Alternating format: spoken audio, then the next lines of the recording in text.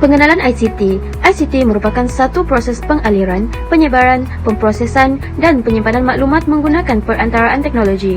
ICT boleh ditakrifkan sebagai sebarang kaedah yang digunakan untuk memindah, menyebar dan memaparkan maklumat. Globalisasi pada hari ini merujuk kepada dunia yang tidak lagi mempunyai sempadan.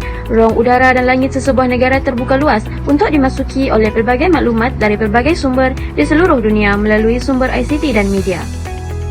Perkembangan ICT di Malaysia. Akhbar mula digunakan di Malaysia pada tahun 1805, telefon pada tahun 1874, radio pada tahun 1937, televisyen pada tahun 1963, komputer pada tahun 1966, telefon bimbit pada tahun 1985, sementara internet telah bermula pada tahun 1987 secara dalam negara sahaja dan pada tahun 1992 memasuki jaringan global. Impak positif teknologi kepada manusia. Yang pertama, segala maklumat terkini dapat disebarkan dengan lebih cepat melalui internet. Yang kedua, komunikasi jarak jauh dapat dilakukan dengan lebih mudah menggunakan telefon. Yang ketiga, media massa dapat dijadikan sumber ilmu dan pusat pendidikan. Yang keempat, sistem pembelajaran dapat dilaksanakan dengan efisien dan tidak hanya melalui cara face-to-face sahaja. Impak negatif teknologi kepada manusia. Yang pertama, segala maklumat dan berita palsu tersebar secara meluas di mana ia akan menimbulkan salah faham dan kekeliruan kepada masyarakat. Yang kedua, media sosial mewujudkan isu ketagihan dalam kalangan masyarakat di mana mereka menghabiskan masa berlebihan dengan media sosial tanpa kawalan. Yang ketiga, memberi impak kepada kesihatan seperti kerosakan mata disebabkan terlalu lama menghadap LCD atau skrin komputer. Etika dan peradaban dalam penggunaan ICT.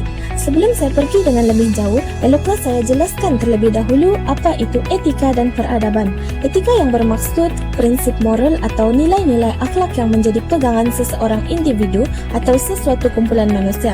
Peradaban pula ialah sistem dan tahap perkembangan sosial sesuatu bangsa, kemajuan sosial dan kebudayaan sesuatu bangsa. Seterusnya beralih kepada apa etika dan peradaban dalam penggunaan ICT. Yang pertama ialah hak privasi. Tidak berkongsi masalah peribadi di media sosial termasuk masalah keluarga. Yang kedua, tidak mendedahkan maklumat privasi diri kepada orang lain ataupun orang yang tidak dikenali. Yang ketiga, tidak mendedahkan identiti orang lain tanpa kebenaran orang tersebut. Yang terakhir ialah tidak menyebarkan berita yang tidak sahih, apalagi sekiranya kita tidak mengetahui asal-usul datangnya berita tersebut. Yang kedua ialah manipulasi karya, tidak menyunting sesuatu ke arah negatif. Seterusnya, tidak menyunting video atau gambar yang boleh membuka aib orang lain. Yang terakhir, tidak mengubah istilah ataupun idea asal orang lain dan menganggap sebagai hak dirinya sendiri. Akhir sekali ialah plagiarism, tidak mengambil bahan dari internet untuk kegunaan diri sendiri sepenuhnya, kecuali seseorang itu jadikan sebagai rujukan. Yang terakhir, tidak merangka semula idea karya asal pengarang. Sekarang, mari kita lihat beberapa isu semasa yang berlaku dalam dunia ICT. Pertama, budaya hedonisme yang melampau diterima dengan pantas oleh masyarakat, terutama sekali golongan muda. Hal ini kerana golongan muda sememangnya sukakan kepada hiburan dan keseronokan.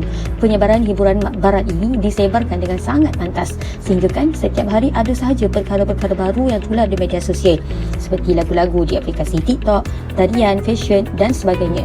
Budaya hedonisme yang berjaya diserap masuk boleh memberi kesan terhadap golongan muda. Ia juga termasuklah akan berlakunya perubahan perilaku remaja dari zaman ke zaman. Kedua, penyebaran maklumat yang tidak terhad. Kita dikhabarkan dengan peperangan yang berlaku antara Palestin dan Israel. Lantaran daripada isu ini, terdapat beberapa individu yang sukarela menterjemahkan berita daripada bahasa Arab kepada bahasa Melayu sebagai bacaan dan penyebaran maklumat mengenai keadaan semasa kepada masyarakat, terutama di Malaysia. Isu ini ditularkan dengan meluas hingga sampai ke segenap pelosok negara. Asbab daripada penularan ini menyebabkan maklumat ini sampai kepada agensi-agensi dan badan-badan berkebajikan. Hasilnya kita dapat lihat penyebaran maklumat yang tidak terhad ini menyebabkan seluruh dunia bersatu membela Palestin yang ditindas. Jadi kesimpulannya, ICT memberikan banyak manfaat dan juga komplikasi kepada kehidupan seharian serta sedikit sebanyak memberi perubahan kepada kehidupan manusia di muka bumi ini.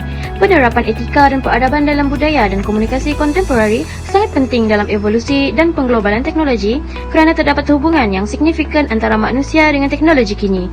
Etika dan peradaban dalam penggunaan ICT diperlukan kerana di Malaysia, ICT berperanan sebagai tapak pengukuhan kesepaduan nasional.